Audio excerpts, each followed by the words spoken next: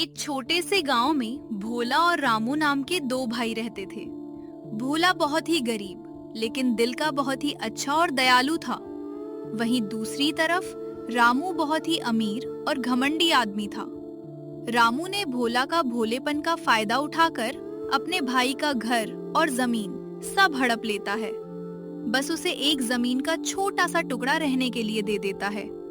भोला रामू के घर काम करने जाता है। रामू से उतने ही पैसे देता है कि जितने में उसका घर चल सके। भोला की बीवी बहुत ही पढ़ी लिखी और ईमानदार होती है। भोले का एक बेटा भी था लेकिन रामू का कोई औलाद नहीं थी। रामू की पत्नी बहुत ही दयालु स्वभाव की थी। सुनो जी, हमारे कब बच्चे होंगे? लोग मुझे ताना मारते हैं।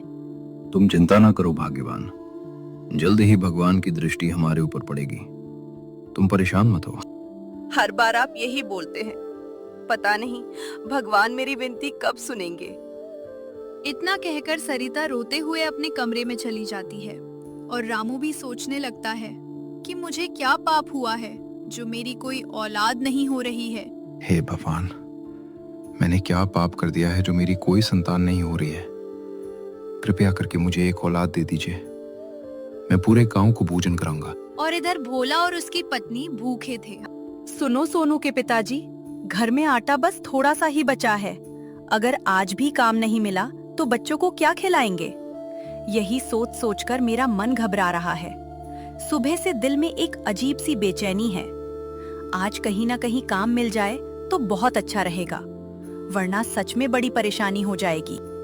तुम इतनी चिंता मत करो राधा। ईश्वर ने चाहा तो आज मैं खाली हाथ बिल्कुल नहीं लौटूंगा। मैं जी जान लगाकर मेहनत करूंगा और काम ढूंढकर ही वापस आऊंगा।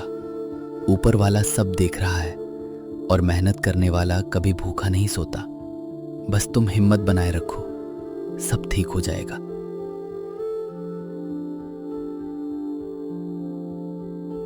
एक दिन ऐसा आया जब भोला को काम नहीं मिला। वो शाम को थका हारा खाली हाथ लौटा। झोपड़ी के अंदर चूल्हा ठंडा पड़ा था। माँ, बहुत भूख लगी है। सुबह से कुछ ठीक से खाया भी नहीं। पेट में जैसे चूहे दौड़ रहे हैं। अब जल्दी से कुछ खाने को दे दो ना। बस थोड़ी देर और रुक जाओ बेटा, मैं अभी कुछ बना देती हूँ। तुम चिंता मत करो, माँ तुम्हें भूखा नहीं सोने देगी। भोला ने घर में देखा, बस मुट्ठी भर चावल बचे थे। उसने गहरी सांस लेकर कहा, आज तुम खिचड़ी बना लो। जो भी घर में बचा है उसी से काम चला लेते हैं। लेकिन कल मैं बाजार जरूर जाऊंगा। वहां जाकर कुछ बड़ा काम ढूंढूंगा ताकि घर की हालत सुधर सके। ऐसे कब तक छोटी मोटी मजदूरी से गुजारा करते रहेंगे? अब वक्त आ गया है कि कुछ बदलने की कोशिश करो। उस रात तीनों ने थोड़ी सी खिचड़ी बांटी। पेट भरा या नहीं ये मायने नहीं रखता था। मायने रखता था एक दूसरे के लिए उनका प्यार।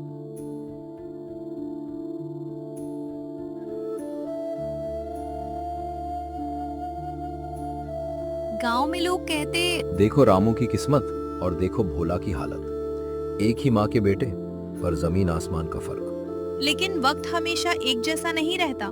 कभी दौलत की परीक्षा होती है तो कभी धैर्य की। और असली कहानी अभी शुरू हुई थी।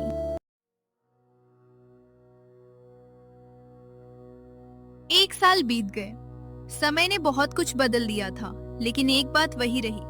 रामू की दौलत बढ़ती ही जा रही थी और भोला का संघर्ष खत्म होने का नाम नहीं ले रहा था। एक दिन पूरे गांव में खबर फैल गई कि रामू के घर खुशखबरी आई है। बरसों की प्रतीक्षा के बाद उनके घर एक बेटे ने जन्म लिया था। भाग्यवान, आज मैं बहुत खुश हूँ। तुमने वो खुशी दिया है जो मैं सालों से इंतजार कर रहा था। देखिए जी, हमारा वारिस आ गया है। अब हमारा नाम और भी ऊंचा होगा। लोग और इज्जत से हमारा जिक्र करेंगे। हमें अब हर काम सोच समझकर करना होगा ताकि उसके भविष्य पर कोई आंच ना आए। आप भाग्यवान, अब इस घर की शान और बढ़ेगी। पूरे गांव को दावत दूंगा। ऐसा भोज होगा कि लोग सालों तक याद रखेंगे। हवेली को फूलों से सजाया गया। दरवाजे पर रंगोली बनी। आंगन में बड़े बड़े पंडाल लगाए गए। ढोल की आवाज दूर तक सुनाई दे रही थी और सच में पूरे गांव को न्योता भेजा गया। न्योते वाले दिन सुबह से ही मेहमान आने लगे। कोई नए कपड़े पहनकर आया, कोई बच्चों को साथ लाया। हवेली के बाहर गहमा गहमी थी। रसोई में बड़े बड़े कढ़ाओं में पकवान बन रहे थे। पूरियां तल रही थी, मिठाइयां सज रही थीं। भीड़ बढ़ती जा रही थी, लेकिन उसी भीड़ में एक चेहरा गायब था, भोला। भोला को खबर ही नहीं थी। उधर भोला उस दिन भी मजदूरी कर रहा था। उसे दावत की कोई खबर नहीं थी। दोपहर के समय जब वो खेत से लौट रहा था, गांव के कुछ आदमी उसे रास्ते में मिल गए। अरे भोला, तू यहाँ क्या कर रहा है? सुबह से तुझे यहीं देख रहा हूँ। क्या बात है? कहीं जाने की तैयारी नहीं की क्या? क्यों? क्या हुआ? ऐसी क्या बात हो गई कि तुम सब मुझे इस तरह देख रहे हो? अरे आज तेरे बड़े भाई रामू के घर दावत है। बेटे के जन्म की खुशी में पूरा गांव बुलाया गया है और तू अभी तक गया नहीं। भोला सोचने लगता है। दावत? आज? मुझे तो किसी ने बताया ही नहीं। अगर सच में दावत है तो मुझे खबर क्यों नहीं दी गई? अरे पूरा गांव जा रहा है, हर घर में खबर पहुंच चुकी है। तू तो उसका सगा भाई है, फिर भी अभी तक घर से निकला भी नहीं। कहीं सच में तुझे बुलावा नहीं भेजा गया? भोला के चेहरे पर आश्चर्य और हल्की पीड़ा एक साथ उभरी। एक पल को उसके मन में सवाल उठा, क्या भाई ने मुझे जानबूझकर नहीं बुलाया? लेकिन उसने तुरंत अपने भाव छुपा लिए। अरे मैं तो बस काम खत्म करके ही जाने वाला था। सोचा पहले आज की मजदूरी पूरी कर लूं, फिर आराम से दावत में पहुंचूं। आखिर मेहनत भी जरूरी है ना। तुम लोग चलो, मैं अभी काम निपटाकर सीधे वहीं आता हूं। ठीक है, जल्दी आ जाना। आज तो बड़े ठाठ से इंतजाम हुआ है। खाना भी बहुत स्वादिष्ट बना है। देर मत करना, वरना अच्छी चीजें खत्म हो जाएंगी। वे लोग आगे बढ़ गए। भोला वहीं कुछ पल खड़ा रह गया। उसके मन में हलचल थी। वो जल्दी जल्दी अपने घर पहुंचा। आज इतनी जल्दी कैसे आ गए? रोज तो सूरज ढलने के बाद ही घर लौटते हो। सब ठीक तो है ना? कहीं काम पर कुछ परेशानी तो नहीं हुई? तुम्हें पता है, आज रामू भैया के घर दावत है। उनके यहाँ बेटा हुआ है और पूरे गांव को बुलाया गया है।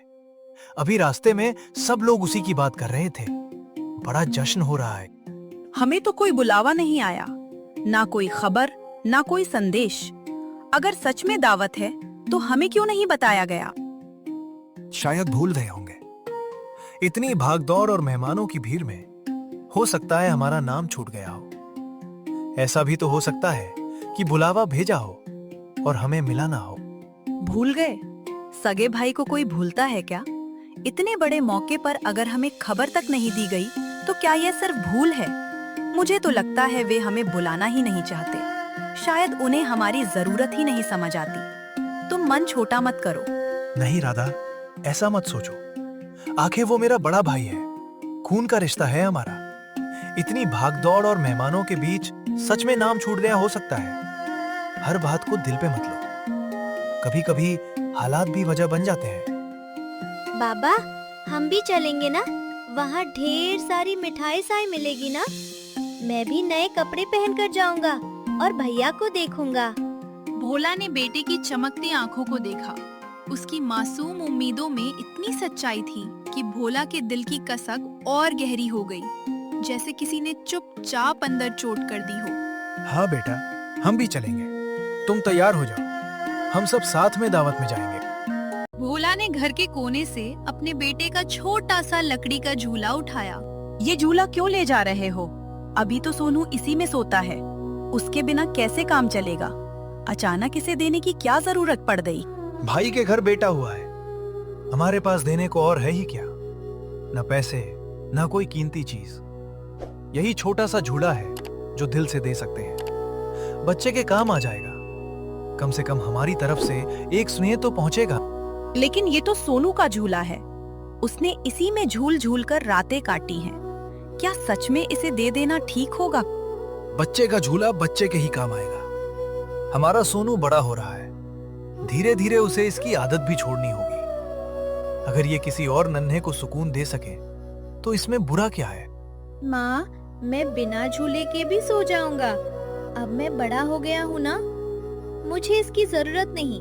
आप ये चाचा के बच्चे मेरे छोटे भाई को दे दो। उसे अच्छा लगेगा तो मुझे भी खुशी होगी। भोला ने साधारण कपड़े पहने, झूला सिर पर रखा। सोनू उसके साथ चल पड़ा।